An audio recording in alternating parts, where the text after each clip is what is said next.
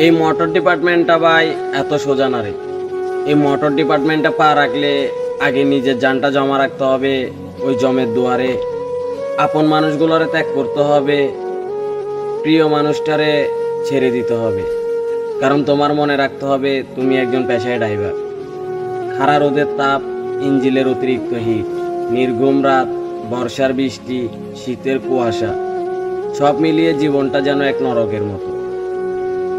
দুপুরের খানাটা ঠিক মতো খেয়েছি কিনা সেটাও জানি না, রাতের খানাটাও জানাই থাক, সকালের নাস্তা কখন খাই তাও জানি না, সকালের নাস্তাটা কখন খাই সেটা নিজেরও মনে থাকে না।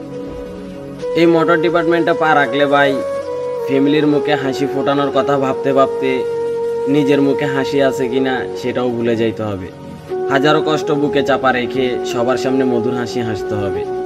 এই মোটর ডিপার্টমেন্টটা ভাই এতটাই খারাপ যে এই মোটর ডিপার্টমেন্টে পা রাখলে কেউ বলে নেশাখোর, কেউ বলে নারীর দেহলোভী।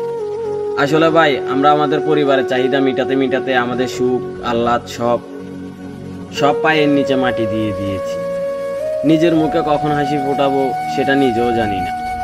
আসলে ভাই একটা কথা কি, তবে আবার এই মোটর ডিপার্টমেন্টে এসে নিজের গর্ববোধ করি, নিজের পেশাটার অনেক সম্মান করি। কারণ এই মোটর ডিপার্টমেন্টে আসতে বিদায় আজকে এই পুরা বাংলাদেশটা